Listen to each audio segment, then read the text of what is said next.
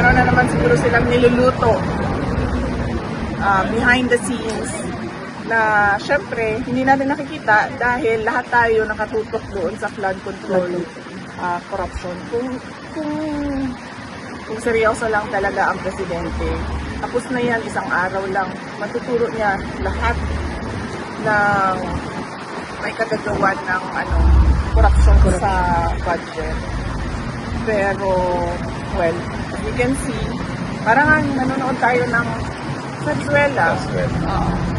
Kunin ko na rin po ang reaksyon ng palasyo tungkol sa sinabi ni VP Sara. Hindi ho kumbinsido ang Vice President sa isinasagawang investigasyon ito ng Pangulo.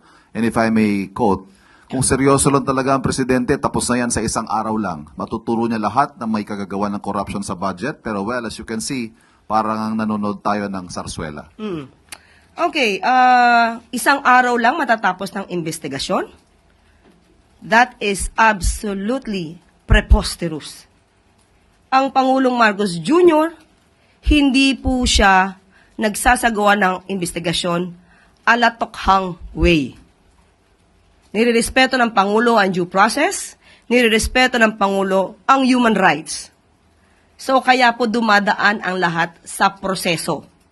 Kung isang araw lang po dapat ito na imbestigahan, sana po ay ito ay kanyang nasuggest noon sa kanyang ama dahil mismo ang dating Pangulong Duterte ay umamin na maraming ghost projects rampant noon. This is November 2020 nilabas. Pero may nasibak bang secretary ng DPWH sa panahon niya? So, muli, ang pag-iimbestigang ito para sa taong bayan, hindi para sa pamumulitika. Ginagawa ito ng Pangulo kahit tatamaan ang kanyang administrasyon.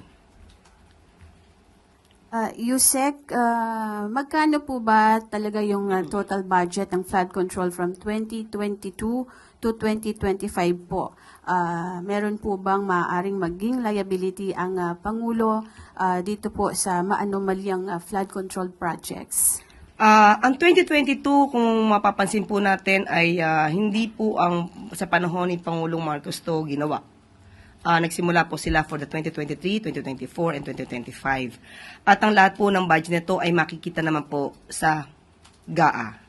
At ito po ay nakapublish naman. At ang patungkol po sa liability na tinatanong po ni Ms. Eden, ano po bang liability ang naiisip po ninyo? Binabanggit po kasi na since ang Pangulo ay alam din po niya yung budget, parang ano po ba yung kanyang pananag